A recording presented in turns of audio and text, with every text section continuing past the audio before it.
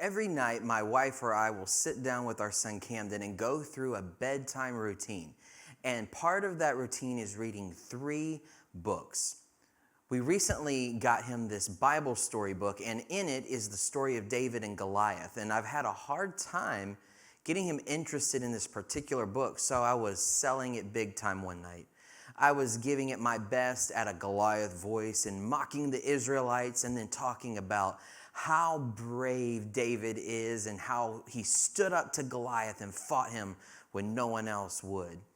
It became a very big production as I did everything I could to try and make this story come alive.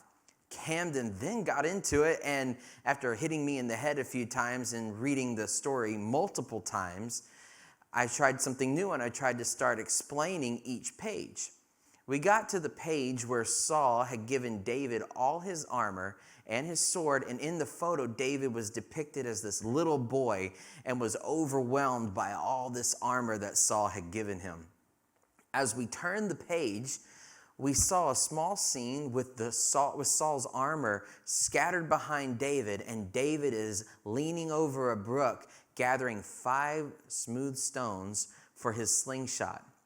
As I began to explain to Camden why David didn't need or want the armor, I felt like this devotional topic came to life. In our lives, God has given us talents and abilities and gifts that are there to help you through life, to fight the enemy, but also to serve the kingdom of God. These gifts make us unique. We have skills and abilities that are custom made for being a part of God's plan.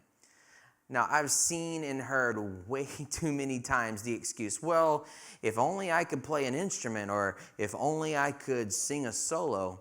These statements are made by people who want to operate outside their gifting and ability and not necessarily where God has called them or gifted them. David didn't have some shiny armor, and David wasn't comfortable fighting a battle with the same weapons that everyone else was using. David had a slingshot and 5 smooth stones. Talk about a seemingly underwhelmingly way to fight.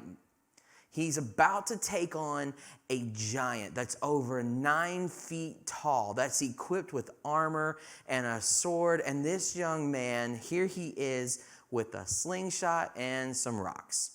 But what I felt like I was quickened in me that night as I sat in my son's room telling that Bible story is that God needs you to do what you were born to do.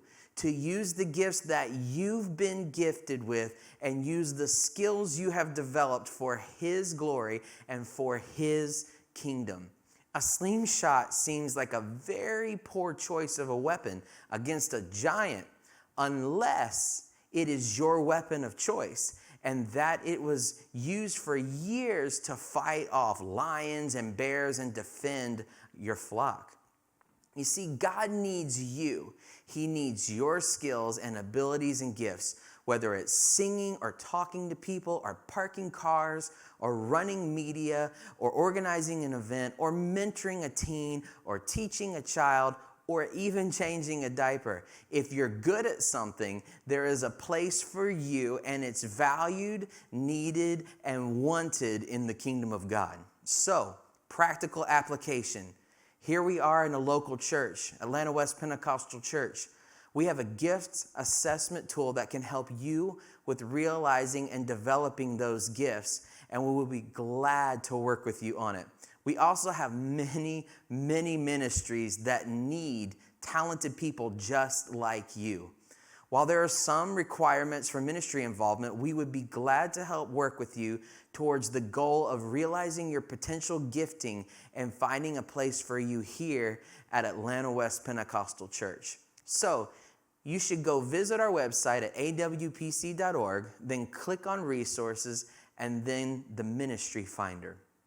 We believe in you, and we believe that there is a place for you and your talents and abilities and giftings in the kingdom of God. And we love you so much, and we appreciate you. God bless.